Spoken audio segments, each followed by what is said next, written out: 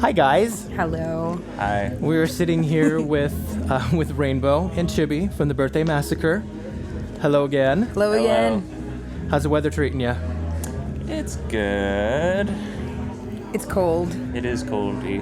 It's coldy. It's coldy. It's cold. coldy. So are you guys just gluttons for punishment? Because you seem to be in the Midwest on every tour in the winter. Yeah, we like The problem is that we don't have our winter gear with us. If we had our Canadian parkas. that. Usually we have our onesie, snowsuits, and whatnot, but Yeah. we usually forget them. The snow pants. The snow pants really hot on stage with the little and stuff. flap in the back. Yeah. Yeah. Those snow pants. Makes it hard to do the rock ballet in the snowsuits. In the onesie? In the onesies. In the onesies. So I'm just going to jump right into it, and let's talk about Imaginary Monsters. Okay. Now, on the Looking Glass EP, we had remixes, and then we had new tracks. Mm-hmm. And the remixes and the new tracks were kind of intermixed with each other. Mm-hmm. But the entire EP blended together, I mean, quite seamlessly. Mm-hmm. And now on Imaginary Monsters, we have our 3 new tracks right at the beginning, and then we jump into the remixes. Tell us about recording and putting that album together. Well, in terms of the order of the songs, that's something we usually just feel out after we have all the tracks. And it just so happened that it worked out better that the new tracks kind of flowed into each other, and then they flowed out nicely, I thought, into Kevy's remix that he did with Dave Ogilvy. And then we just sort of, whatever fit with one another. That's how we did that. The recording process. We had the 3 original songs that are on the EP were sort of songs that we didn't get to complete during the Pins and Needles writing process. And so I was really glad when we went back and just flushed out the remaining songs. Except for Burn Away was one that was started, Mike started that after we finished touring last November. He started that track, and the other 2 songs were ones that were, I think Forever was one of the ones that we didn't get to complete, and Left Behind was instrumental initially, and then we just ended up fleshing it out, and it ended up turning into a nice little ditty. Nice little ditty. Yeah. Sorry. So the 3 new tracks in and of themselves, they tell a very happy, sad story. Mm-hmm. When they were originally birthed in your minds, were they thought of as being like the 3 parts to a whole story, or were they more individual pieces that would have just fit into the larger landscape of a full-length album, I guess?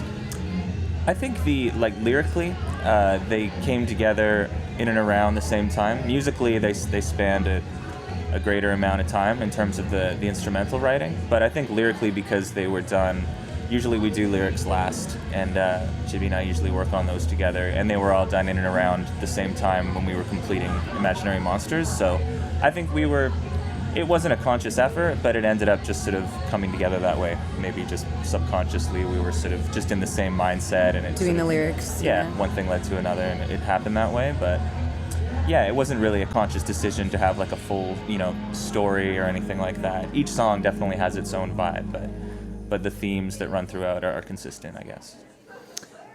Now, and with the remixes, was it more of shopping the songs out to many different people and then getting the product back from them, or were you like, I have to have Tim Skold and Dave has to do a remix, and this is what it has to be, and this is the one that you're gonna do? No. We approached people that we were interested in working with to do them, and everybody was pretty cool with it. Yeah, I think we just got lucky. We had a handful of people that we wanted to have remix our stuff if they had the time and wanted to, put the energy into it, and luckily they all came through, so it was really cool for us. That actually wasn't a problem at all. It was a really cool thing, and we were really excited to have all the people that ended up doing the remixes on the CD. It was really cool. For sure. With remixes, approaching people to do them, it can be, depending on what the band is doing, right? If there's a band that's on tour, they're not going to have time to do a remix. So everything did work out with everybody. Yeah. So do we have a full-length album in the works? In the works. Yeah. That was the plan. I think when we're finished this tour, we're going to go home and finish writing and recording the next record. We might, I'm not sure, we might end up doing some touring in March April. We're talking about Not doing sure. that. So that'll put sort of the writing process on pause again, because it's, as we've said to you before, it's really hard to tour and write at the same time. It's not something we're able. No, we're not good at multitasking that No, kind of we're thing. really not. No, it's definitely two different headspaces for us. Yeah. So, yeah, no, I think it'll either be in the fall or maybe early winter. I think That's what we're the goal. shooting for. We sort of have a schedule. Depending on whether we but, tour. Yeah. So, Chibi, on your downtime, what was it? A year ago, you'd worked with Kill Hannah? Oh gosh. Was it? I think it was longer than that. A couple years ago. Yeah, it was over a year ago. Okay, and then more recently, you worked with the Dreaming. Yes. Both tracks, which are amazing, and I love Mouth to Mouth with Kill Hannah. It's but a good one. Whole with is- the Dreaming is just amazing. And I talked to Chris about the recording process, and I guess in my mindset, I think of when you guys get together, you're all in the same room, everybody's doing their thing, and Yeah. you were in a different country. Yeah, he was in Los Angeles. I think he lives in Altadena, and I was in Toronto. So yeah, there's no like sort of like the two people in the recording booth with the headsets on. That's not at all what it was. I recorded and send it to him like, what do you think? And then gets feedback. It was all. It's a global community now, so we can do these things. Yeah, I think it's the way a lot of artists work. And I think Yeah. that fact enables a lot of people to work together that wouldn't necessarily, have been able to do that beforehand. I'm so happy. I mean, we're good friends with Chris, and I love the Dreaming, and I've always liked the stuff that Chris has done. So I was just so excited to be part of it. So Rainbow, do we have any prospective guests that may be on the next album? Anybody that you guys would like to work with? I'm not sure. I don't think it's too early right now when the songs are fleshed out, maybe there might be something that we think, well, maybe this person would be great for this particular song. But right now, we definitely start doing things very internally, and we don't usually reach outside of the band until something, We have something to show. Exactly, something worthwhile to show, or something, really triggers or puts someone else in mind. But no one yet. comes to mind. Not Yeah. yet. No. We're just excited to work on our stuff just amongst ourselves for now. And there's a rumor buzzing around, and I guess we can edit this out if they don't want to talk about it, that we might possibly have another live album in the works. Yeah, we might. It's always a possibility. That's something that we've talked about doing. Yeah, I think more so. If anything, I'd probably want to do, a DVD or a whole live performance as opposed to just a live album. But again, that takes a lot more, coordination and time and efforts, and we haven't started putting it together. But it would be great to put a show together with that in mind. The last DVD was great, but it was definitely more of a candid live DVD that we just got lucky that it was recorded. It would be cool to do something where we were a little more, I don't know, just a little more premeditated. Yeah. And have a little more fun with it, So to elaborate on that, it wouldn't, when I say live album, and then you reference it, you're talking about like recording just one specific show, as opposed to picking and choosing tracks from throughout a tour, and which sounds the best. Yeah. Okay. Are you guys ready for the shotgun questions? Yes. What do you want written on your tombstone? I don't know. Wow. Why did you shrivel away? I was looking at you to take the. All right. What do I want on my tombstone? See, this is supposed to be shotgun, right? I know. Bam, bam. First thing that came to my mind was, there he is. And there he is. But I didn't want to say that, but now I did, so that's my answer. I don't know. Just like. If it's shotgun, you just keep... She was nice. There you go. She saved the world a lot. She was nice, and there he is. Have you ever collected stickers off of fruits? Yes. Oh, the Chiquita banana. Oh, yes. yeah. I'd put them on my forehead, and then from the forehead into the sticker book. Yeah, I had a huge sticker book when I was a kid. I was more into the scratch and sniff, obviously. Oh, of course. Yeah. But yeah, no, I like the puffy ones and the googly eyed. I had a googly eyed pickle. Big fan of that one. Still have it. Yeah. They still smell today. A little different, but they still smell. What was the last furry thing you awesome. touched? The last furry thing I touched, probably your hair when I was like helping. Yeah. His hair. Yeah. And what was the last furry thing you touched? Probably your hat. Yeah. Yep. So when you woke up in Omaha this afternoon, because I'm sure you guys slept in. Yeah, I right? like how you said this afternoon. Okay. Yeah. When you looked in the mirror, what was the first thing you thought? Oh, Yeah, mine was a little more quiet. It was more of a. That would be mine.